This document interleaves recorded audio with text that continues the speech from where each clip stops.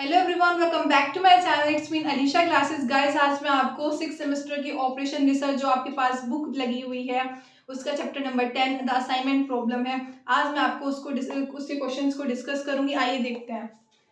The assignment problem हमारे पे chapter है, चैप्टर नंबर 10 है, पेज नंबर 307। वैसे पेज नंबर की आपको कोई नीड नहीं है, आप यहाँ सीधा बोर्ड पर देखिए क्या क्वेश्चन लगा हुआ है हमारे पास। क्वेश्चन नंबर 7 हमारे पास है, क्वेश्चन नंबर हमारे पास 7 है।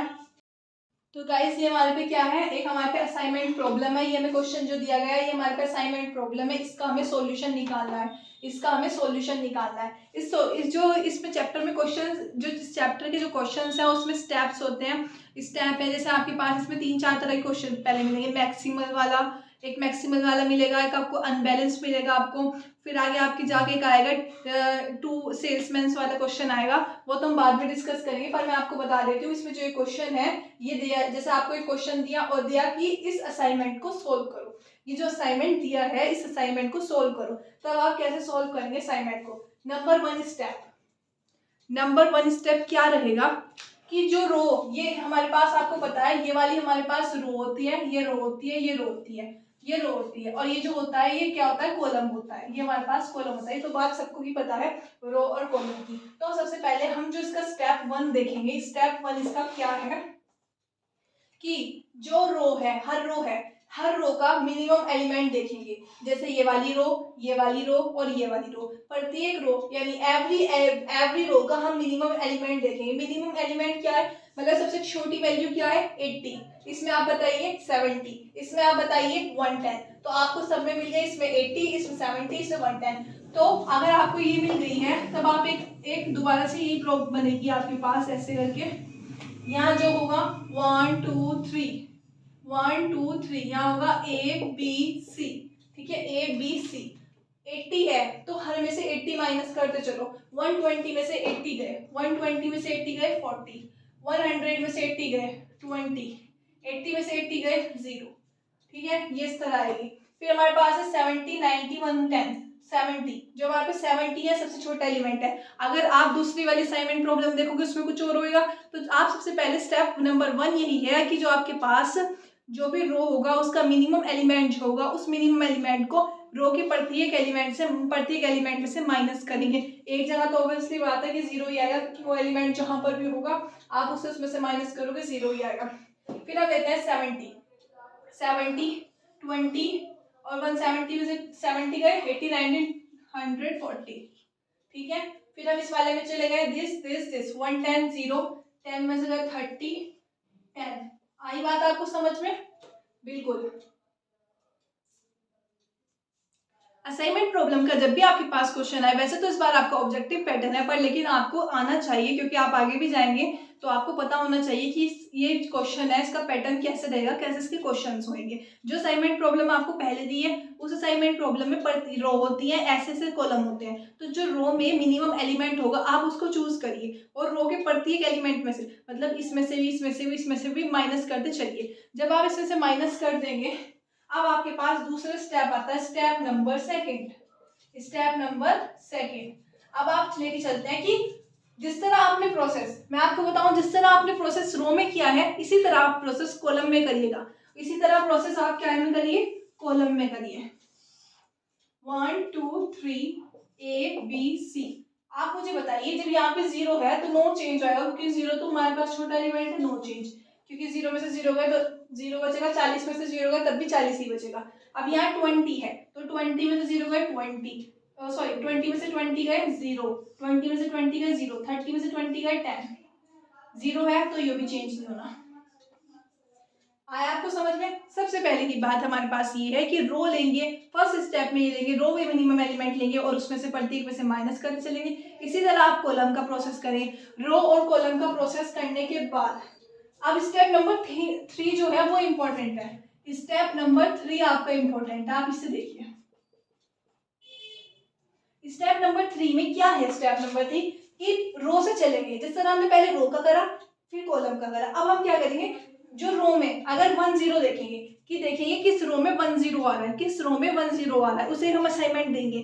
पर आप यहाँ देखो, यहाँ तो 2 आ रहे हैं, यहाँ तो आपके पास 2 आ रहे हैं, यहाँ भी आपके पास 2 आ रहे हैं, पर इसमें तो मिला ना, इसमें तो 1 ही है ना, तो जिसमें 1 मतलब कहने का मतलब होगा जिस भी रो में 1 0 होगा, सिर्फ 1 0, जहां पर भी आपको सिर्फ 1 0 मिलेगा आप उस पर असाइनमेंट देंगे और उस पर असाइनमेंट देंगे। मैं नेक्स्ट स्टेप में करके दिखाती हूँ आपको, ध्यान से देखिए। 1 2 3 A B C 40 0 0 0 0 40 0 10 10, ठीक है 10। तो आप ये देखिए सिर्फ यहाँ पे 2 0 है, यहाँ पे भी 2 0 है, पर यहाँ पे तो 1 0 है, तो आप इसको क्या करेंगे, असाइनमेंट देंगे। इसको क्या देंगे, असाइनमेंट, ये देंगे असाइनमेंट। और इसके अगर देखो ये जिसको भी असाइनमेंट दिया उसके ऐसे और उसके ऐसे, ठीक है, इसको मैंने असाइनमेंट दिया तो ऐसे और ऐसे जितनी भी जीरो आएंगी वो क्या होंगी, कट होंगी। वो जीरो क्या होंगी हमारी, वो जीरो हमारी कट होंगी। तो आपने इसको असाइनमेंट दिया तो इसके अकॉर्डिंग देखो ये आपने काट दिया। सिर्फ अगर यहाँ असाइनमेंट मिला दिस एंड दिस में जीरो, अगर मैं यहाँ असाइनमेंट दे रही हूँ दिस एंड दिस, मतलब उस रो, उस पॉइंट में जो रो आई उस रो को, उस कॉलम को ढकना, उस कॉलम को ढकना, इस कॉलम को ढकने में जो जीरो आएगी उसको हमें कट कर लेना है, ठीक है। तो इसमें तो 1 ही आ रही है, नो प्रॉब्लम, हमने ऐसे कर लिया। अब वापस से हम दोबारा फर्स्ट स्टेप से चलेंगे। हम थर्ड में आ गए ना, हम वापस से फर्स्ट स्टेप में जाएंगे। अभी फर्स्ट रो में देखो, फर्स्ट रो में हमारे पे 2 एलिमेंट है, तो हम तो देखते ही कह रहे हैं यहाँ पे 2 है, हम इसको चूज नहीं करेंगे। सबसे इंपॉर्टेंट बात है आप जरूर ये देखना कि किसमें आपके पास 1 0 आएगी, 1 0 वाले को ही सेलेक्ट करना। आप क्या करना, 1 0 को ही सेलेक्ट करना। अब ये देखो इसमें तो 2 आई, छोड़ दो, इसमें लो 1 0 बन गया, मिल गया असाइनमेंट आपको यहाँ। अब अभी क्या बताया, ये वाला इसकी मतलब ये कॉलम और ये रो, ये कॉलम ये रो, इसको मारो फिर करना, मार दिया क्रॉस इसको। और फिर उसके बाद देखो फर्स्ट में मिल गया, अब फर्स्ट वाली में जाओ डायरेक्ट 1 मिल गया, तो आपको मिल गया 1। तो किसके लिए क्या सूटेबल बना, 1 के लिए C, 2 के लिए B, 3 के लिए C। किस तरह लिखेंगे इसका आंसर, 1 के लिए C, 2 के लिए B, 3 के लिए A। आया आपको समझ, 1 के लिए हमारा C, 2 के लिए B, 3 के लिए C। और इसके अंदर जब हम आंसर लिखेंगे, इसको जब हम इसका असाइनमेंट को सॉल्व करेंगे तब हम ये नहीं लिखने कि 1C 2B, मतलब ये तो होगा इसका सॉल्यूशन। इसके अलावा अगर हमारे से पूछ ले तो हमें क्या करना पड़ेगा, 1 का C कितनी वैल्यू है 80, 2 का B कितनी वैल्यू है 90, 3 का A 110, तो 110 90 80 इन तीनों का एडिशन होगा। इन तीनों का अगर हमें जब हम कॉस्ट निकालेंगे इसकी, जब हमारे पास इसकी कॉस्ट निकलेगी, कुछ भी हो सकता है वो, मतलब चाहे कॉस्ट हो या हमारे पे कोई नंबर जानना हो, तो हम इसकी कैसे निकालेंगे, 1 का C 80, 2 का B 90, 3 का A 110, कितने हुआ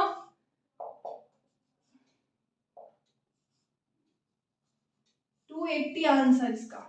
क्या आएगा इसका आंसर, 280 हमारे पास इसका आंसर आने वाला है। चेक करो जरा जल्दी से।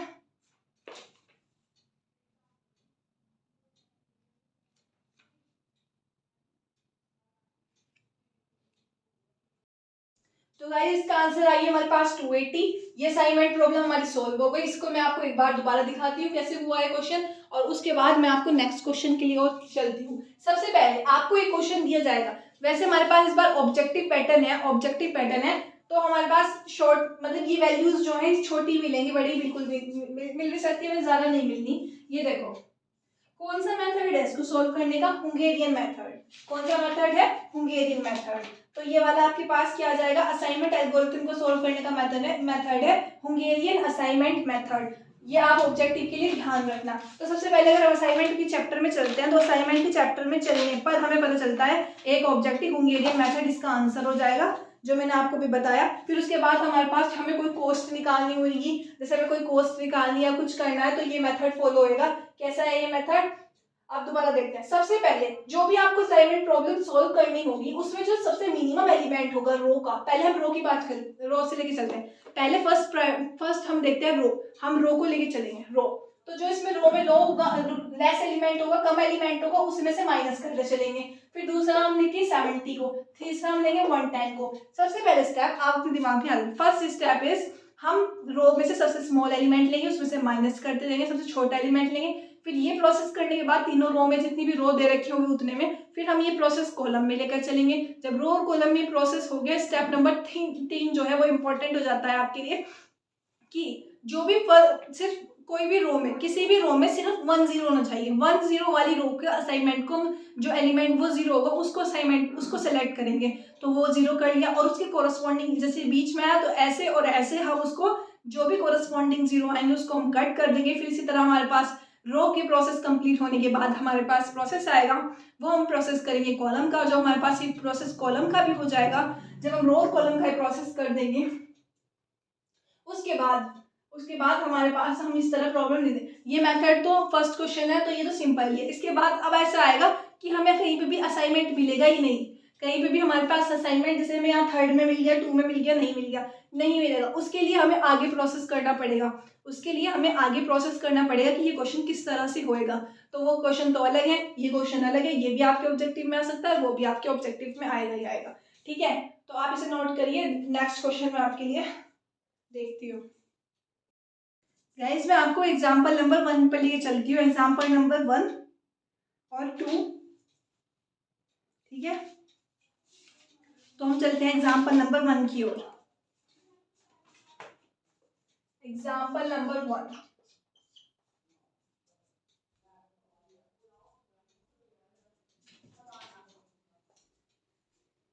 हमारे पास, मैं आपको पास एक क्वेश्चन पढ़ के बता देती हूँ। ए डिपार्टमेंट हैज, देखो पहले मैं लिखती हूँ फिर बताती हूँ आपको। यार सारे इंक खराब हो चुकी है।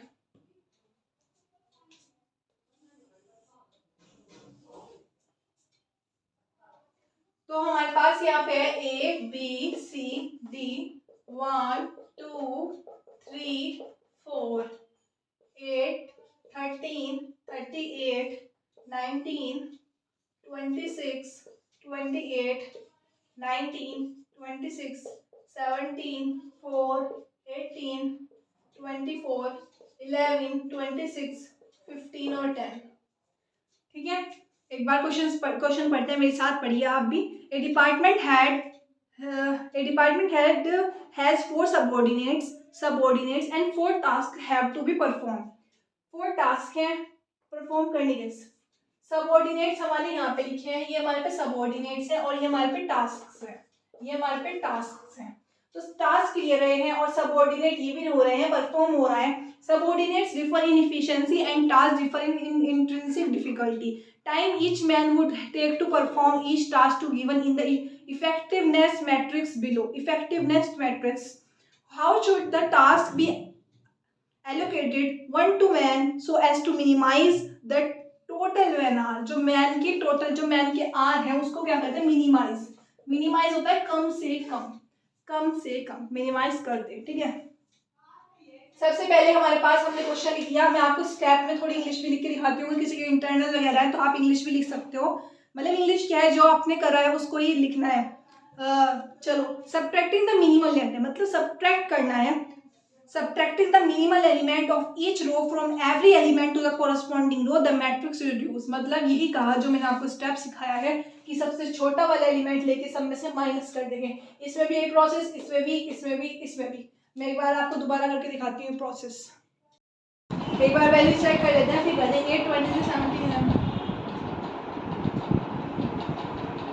चलो क्वेश्चन करते हैं सोल्व। सबसे पहले स्टेप नंबर 1 अभी आपको बताया है कैसे होगा। रो का सबसे नंबर 1 स्टेप, रो का प्रत्येक रो मतलब एवरी रो का मिनिमम एलिमेंट लेंगे और उस मिनिमम एलिमेंट में से रो के प्रति जो एवरी एलिमेंट होगा उसमें से माइनस करेंगे। तो step number 1, A B C D 1 2 3 and 4। 8 को माइनस करते हैं, 8 को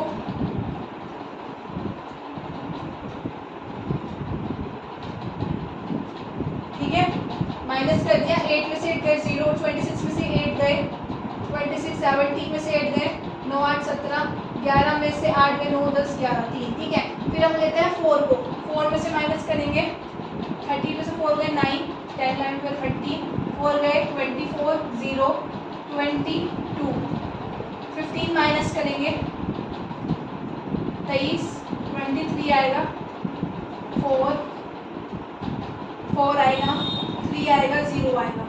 अब करेंगे 10 को माइनस 9, 16, 14 और 0। ठीक है, अब हमने क्या करा जैसे कि आपको मैंने बताया था। ठीक है, ये सही है आपका। अब आप इसमें अगर आपके पास जैसे आपका ऑब्जेक्टिव पेपर होने वाला है, तो अगर आप अपने पेपर को भी पेपर के साथ साथ टाइम सबसे इम्पोर्टेंट है, टाइम को भी बचाना चाहते हो, तो टाइम बचाना चाहते हो आप यहाँ देखो इसी स्टेप में चेंज करो। यहाँ पे 0 है, यहाँ पे भी 0 है, यहाँ पे भी 0 है, तो ये तो कॉलम वाले चेंज नहीं होंगे। जब भी कॉलम वाले चेंज नहीं होंगे तो आप इसी में चेंज करके लिखो। मैं इसी में स्टेप सेकंड करती हूँ जिससे कि आपका भी टाइम बचे और मेरा भी टाइम बचे। ठीक है, अब इसमें कौन सा एलिमेंट है, 4 एलिमेंट है, तो 4 में से करेंगे 14, 20, 0 और 12, दोनों स्टेप हो गए। थर्ड स्टेप भी मैं इसी में कर सकती हूँ पर मैं नहीं करूंगी क्योंकि आपको इसमें नहीं समझ आने वाला है। तो स्टेप थर्ड हम यहाँ पे दिखाएंगे आपको। यहाँ पे हमें 0 मिल गया। अब ये देखो सबसे इंपॉर्टेंट बात, स्टेप 1 स्टेप सेकंड आपको मैंने बताया था। फर्स्ट वाले में हम रो वाले को देखते हैं, सेकंड वाले मतलब रो मीनिंग हम माइनस करते चलेंगे, कॉलम में माइनस करते चलेंगे। अब यहाँ पे देखो आप यहाँ पे देखो क्या कि आप 0 देखा, बिल्कुल 0 मिल गया, इसमें भी 0 है। 1 किसी को मत देखो, पहले 1 रो में गए, 1 रो में मुझे 0 मिल गया, 1 रो में मुझे 0 मिल गया, तो मैंने इसे असाइनमेंट दे दिया इसके अलोंग, इस साइड भी और इस साइड भी। तो गाइस आप ये देखिए, आपको तो यहाँ पे 0 मिल चुका है, आपको तो यहाँ पे 0 मिल गया, इसके अलोंग और इसके अलोंग कहीं मिला ही नहीं, मतलब इसके अलोंग कोई 0, इसके अलोंग कोई 0, डर के भाग गए, यहाँ पे 0 आया ही नहीं है। तो आप ये देखिए, आप फर्स्ट रो में गए, जब आप फर्स्ट रो में गए आपको वहां पे 0 मिल गया, आपने फटाफट उसको असाइनमेंट दे दिया है और उसकी करस्पॉन्डिंग देखा नहीं मिलेगा। फिर आप सेकंड में गए, सेकंड में भी आपको यहाँ पे मिल चुका है, जो कि आपका क्वेश्चन बहुत आसान बनता जा रहा है। अब आप गए, 1 मिनट में नेक्स्ट स्टेप में कर देती हूँ जिससे कि आपको कोई प्रॉब्लम ना हो। आपको प्रॉब्लम होगी तो मेरे को भी प्रॉब्लम होगी, क्योंकि जब आपको समझ नहीं आएगा तो मेरे को भी समझ नहीं आएगा, मतलब मेरे को अच्छा फील नहीं होगा। ओके गाइस, ये क्वेश्चन बहुत अच्छे हैं, आप इनकी प्रैक्टिस करना। आपको पेपर में 5 to 6 क्वेश्चन मिलने वाले हैं इस टाइप के, तो आपके नंबर अच्छे आएंगे। ठीक है गाइस, और कोई भी क्वेरी आए आप मुझे कमेंट में जरूर बताइएगा।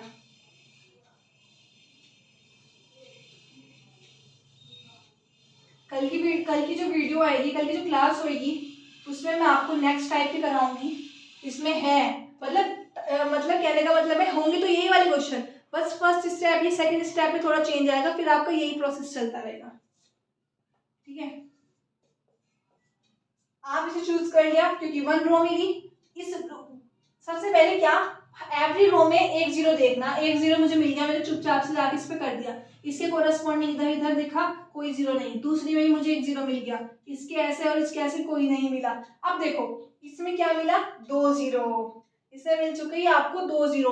तो आप इस रो को सेलेक्ट बिल्कुल भी नहीं करेंगे क्योंकि इसमें आपको 2 0 मिल चुकी है। आप इससे नेक्स्ट रो में जाएंगे, आप इससे नेक्स्ट रो में जाएंगे, उसमें देखेंगे। और अगर मतलब मेनली क्वेश्चंस में ये होता है कि मेनली क्या यही होता है कि जैसे आपके थर्ड स्टेप में नहीं मिल पाया है, जब आप फोर्थ स्टेप में जाते हैं तो अब आप उसको एक मिल होता है, आप उसे चूज करते हैं, वो कॉलम में कट जाता है, तो आपका थर्ड स्टेप खुद खाली बच जाता, मतलब एक ही 0 आ जाती है, तब आप दोबारा से ले जाते हो, थर्ड वाला मिल जाता है। देखो वो क्वेश्चन वो यहाँ पे देखो, यहाँ पे ठीक है, यहाँ पे देखा तो 2 0, इसे मत देना। फोर्थ वाले में गए 1, आपने क्या करा, इस पर असाइनमेंट दे दिया और इसके कॉरेस्पॉन्डिंग और इसके कॉरेस्पॉन्डिंग में जो भी 0 आया आपने उसे कट कर लिया। वापस से आप जाइए, आप देखो फर्स्ट में मिल गया, सेकंड में भी, एक बार मिल गया दोबारा जाने की जरूरत नहीं। थर्ड वाले में देखो, थर्ड वाले में दे दिया आपने चुपके से जाके से। तो मैं बताऊं, ए के लिए फर्स्ट, बी के लिए थर्ड, सी के लिए सेकंड और डी के लिए फोर्थ। ये तो फर्स्ट थर्ड, सेकंड, फोर्थ, इस तरह आई। इसमें क्या पूछा था उसने हमारे से, जो मिनिमाइज आर पूछे थे उसने कहा था as to one man to so as to minimize the total man are. ठीक है,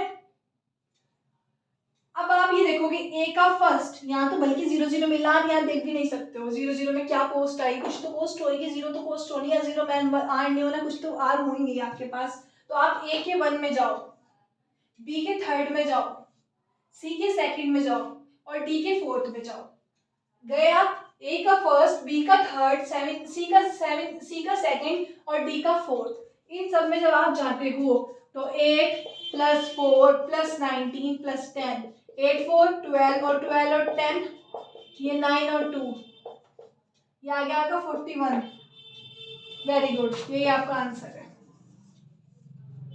ठीक है गाइस, अब मैं आपको बताती हूँ आपको होमवर्क में क्या करके लाना है। इसके वो एग्जाम्पल्स करके लाने हैं जो मैंने आपको इस पैटर्न से सिखाए हैं। एक तो 1 ही हो गया, 2 थोड़ा डिफर है, 2 को मैं आपको कल कराऊंगी, ठीक है। इसी तरह करके लाना है, एक्सरसाइज में इसके क्वेश्चन मिलेंगे। और जब आपका ये ऑब्जेक्टिव पेपर है तो आपको ऑब्जेक्टिव क्वेश्चंस भी करने होंगे, करने ही होंगे, ठीक है गाइज। और इसमें मैं आपको एक चीज बताती हूँ, मैक्सिमल असाइनमेंट प्रॉब्लम का क्वेश्चन है एक, वो मैं आपको कल बताऊंगी, कल परसों तक ये चैप्टर में कंप्लीट कर दूंगी मैक्सिमल वाला। एक इसमें आता है अनबैलेंस्ड असाइनमेंट प्रॉब्लम का, ठीक है, अनबैलेंस्ड असाइनमेंट प्रॉब्लम का आता है। उसके बाद रेस्ट्रिक्शंस वाला आता है, ऑन असाइनमेंट, रेस्ट्रिक्शन लगी हुई है असाइनमेंट पर। और दूसरा इसका प्रोसेस है the travelling salesman routing problem, ये क्वेश्चन भी इंपॉर्टेंट है, ठीक है। ये मैं आपको कल कराऊंगी सारे। थोड़े से ऑब्जेक्टिव देख लेते हैं जब हम आएंगे इस चैप्टर पे। In LPP the problems where the objective to the assign a number of origin to an equal number of destination at minimum cost are called.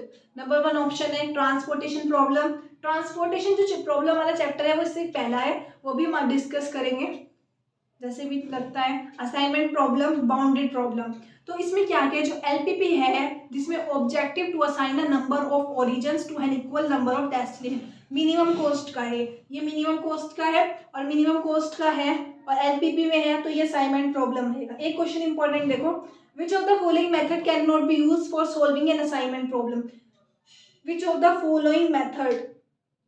एक तो आपको ऑप्शन दिया Hungarian method, transportation method, simplex method, none of these cannot be assignment problem,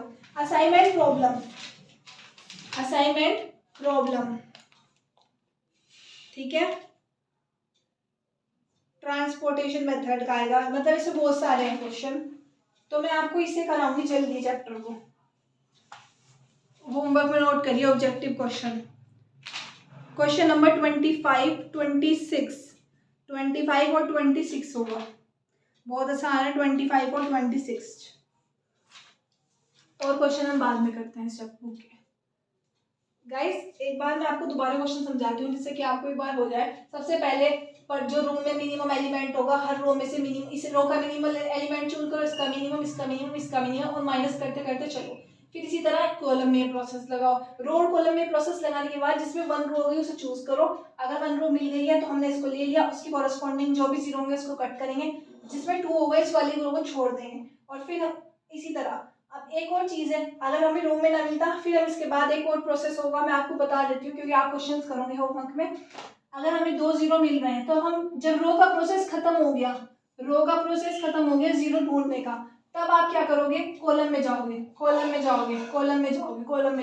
और ये वो question नहीं है, दूसरा क्वेश्चन है, वो हम कल ही डिस्कस करेंगे उसको। तो गाइस आई होप आपको मेरी वीडियो अच्छी लगी हो और आपको समझ भी आया हो। अगर आपको मेरी वीडियो अच्छी लगे मेरे चैनल को लाइक कीजिए, अपने फ्रेंड के साथ शेयर कीजिए और कोई प्रॉब्लम हो तो कमेंट जरूर करिएगा।